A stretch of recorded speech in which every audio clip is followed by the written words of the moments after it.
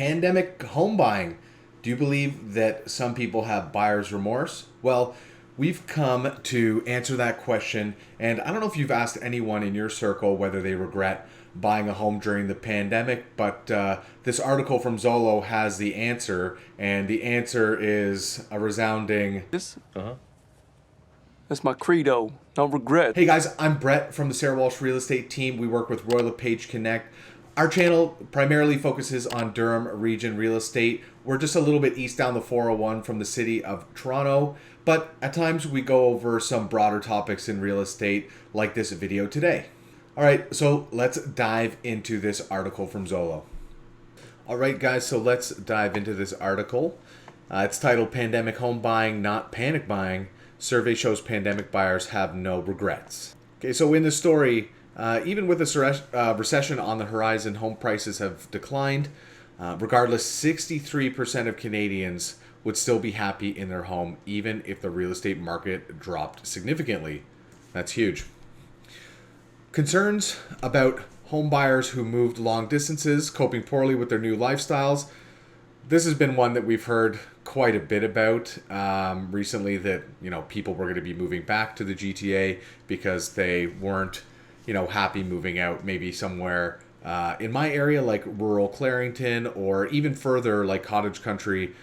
Places like Bancroft come up a lot. But the survey says 91% of those who moved away to a new province are happy with their home purchase today. If you just think of that, that's really interesting. So 91% of those who move to a new province are happy with their home purchases today. So if you're someone living in Toronto, one of the most expensive markets in the entire country, and by default, the periphery areas to the west and the east are also going to be very expensive. Say you sell your home for $1 million in Ajax, and then you end up moving to a place like Newfoundland, or I hear a lot of people going to New Brunswick or Nova Scotia, and you're picking up a great house for a lot cheaper, especially if we're talking about New Brunswick.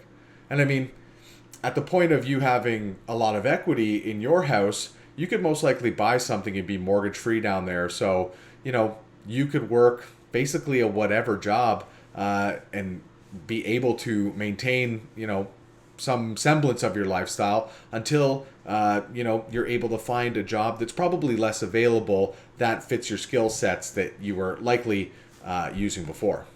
All right, I wanted to go over this little tidbit here, and it lends to the first point we were talking about, where people were moving out of the inner city, not necessarily out of province, but they're moving out of the inner city for more spacious properties. And it turns out that 80% of Canadians who bought during the pandemic are happy they bought a home when they did, and another 84% of these same buyers are satisfied with their home purchase today. Hey, so being in this industry, I have to pay attention to multiple media sources, social media sources, and on Twitter, there's this phenomenon of people, and I've seen places from the Durham region, but there's these Twitter accounts now posting, say, someone bought a house in Ajax for 1.5 million. They may have over-levered themselves and they can't afford it now with a variable rate mortgage, and they're having to offload that property for around $1 million. That's just a loose comparison that I've seen from one of these Twitter accounts that are just ostensibly dunking on people for making a bad financial decision. And what they're trying to portray is that just like, they're slandering realtors, they're slandering these people, saying that they're stupid for purchasing at this time. But as we can see from the Zolo research here, that the majority of people who bought during the pandemic, 4/5 of these people are still happy in their homes that they purchased. Back to the article, I found this part really interesting. In talking about the 84% of homeowners that are still happy, the people who waived essential conditions, so either financing or inspection, didn't fare quite as well. So 58% of them are still happy with their home purchase, which is above half. And I think that's pretty good in an environment where if you actually wanted to get a house, most times you were looking at waiving those conditions to get a firm deal done. And then we go into which steps did home buyers take while house hunting. So 79% used a realtor, I think that's good. That's a good job. Used a mortgage broker, 43%. Viewed the property in person once, 40%. Viewed the property in person more than once, 39%. Offered over list price, 28%. Attended an open house, 27%. Participated in a bidding war, 21%. So even though everyone was assuming that it was just all bidding wars, and I think this is Canada-wide, so these numbers might have been a lot higher in the GTA or in Durham region where I am. Across Canada, 21% participated in a bidding war. 20% attended a virtual showing, and 17% waived inspection conditions, 11% waived financing conditions, and 8% of people purchased a property sight unseen.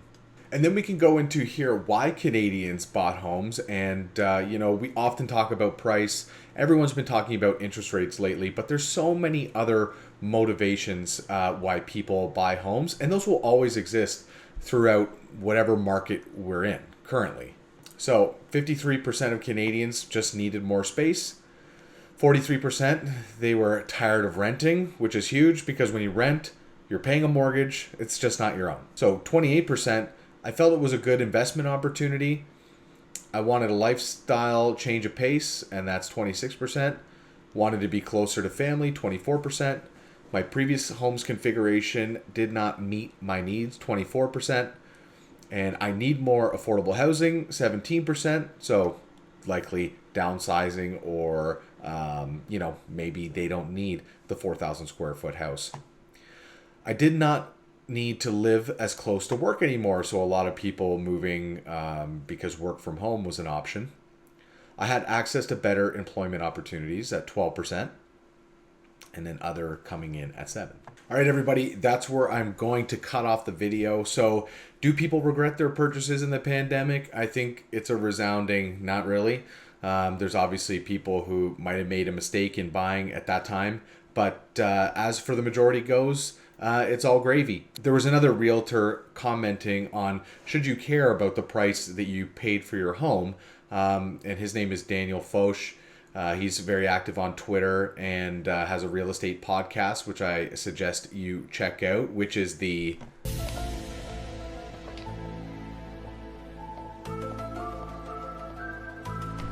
Canadian Real Estate Investor Podcast. And since housing is a highly illiquid asset, that you shouldn't really be worrying about the price until it comes time to liquidate that asset. So that's something I've been going on about for quite some time. Is if you're planning on being in your house for 7 to 10 years and not moving up for quite some time, or you're a first-time home buyer, buying that house is going to help you meet your financial goals in the future, full stop.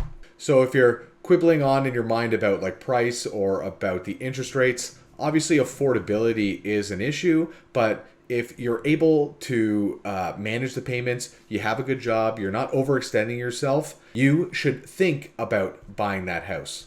One of the article's most interesting topics to me was the motivations that people have to buy houses or to move. And as you can see, that they all don't involve the price of real estate. So if you're thinking about a buy or sell and you have a motivation, what I want you to do is go in the comments below and put your motivation at what would, urge you to move, whether it's getting more space or moving to a new location. I want to hear from you guys about that. So once again, please like and subscribe. And if you want to work with our team, below there is a link to our Calendly page, and you can book a 15-minute discovery call or a buyer or seller consultation. So guys, that's it from me, and we'll see you on the next video.